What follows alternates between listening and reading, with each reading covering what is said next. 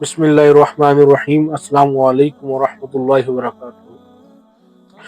دوستو، یہ ایک تصویر میں لگا رہا ہوں، اور یہ تصویر لگانے کا مقصد صرف یہ ہے کہ آپ لوگوں کو تھوڑا سا کہ اس کے بارے میں بتایا جائے۔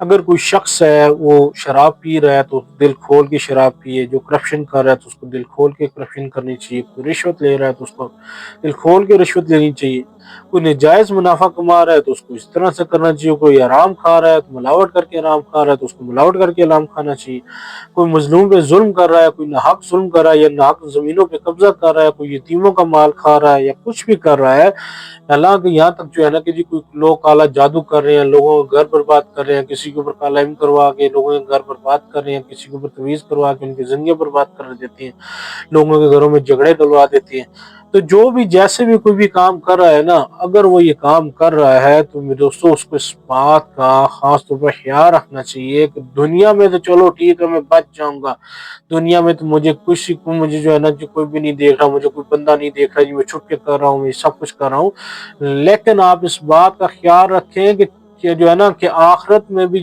سب سے پہلی منزل آئے گی، قبر کی منزل آئے گی۔ یہ جو تصویر میں نے لگائی ہے نا، یہ سب سے پہلی منزل آنی ہے، آخرت کی منزل آنی ہے۔ یہ وہ جگہ ہے جہاں پر کہ آپ کے سارے اعمال کا سب سے پہلا حساب آپ کو یہاں سے شروع ہو جانا ہے، ٹھیک ہے؟ تو اللہ تعالیٰ کہ اس کو دیکھ رہا ہے، یہ آپ کا اصلی گھر ہے۔ آپ کو جو اصلی گھر ہے وہ کہاں پر ہے؟ قبر ہے، سب سے پہلا گھر ہے۔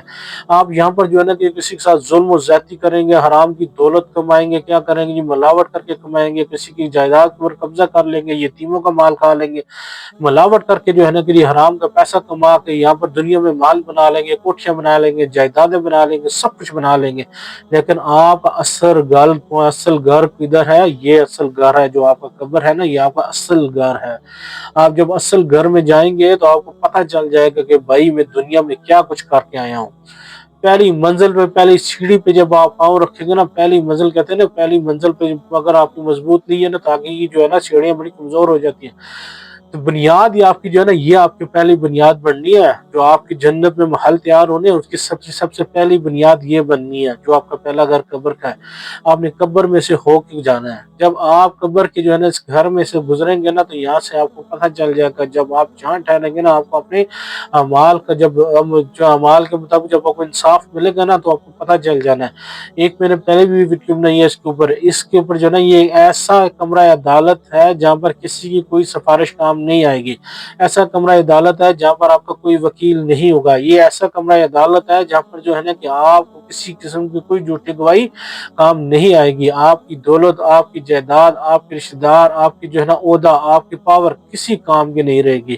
یہ پہلی منظر ہے۔ آپ جو مرضی کر کے آئیں، جتنا مرضی لوگوں کے اوپر ظلم کریں، شراب پیے، نشہ کریں، جوا کریں، جو مرضی کریں، لیکن آپ کی اصل منزل یہ ہے۔ دنیا کی زندگی نا، وہ حقیقی زندگی نہیں ہے، آخرت کی زندگی حقیقی ہے، اور آخرت کی زندگی اور دنیا کی زندگی کے درمیان میں جو کا سفر ہے وہ قبر کا سفر ہے۔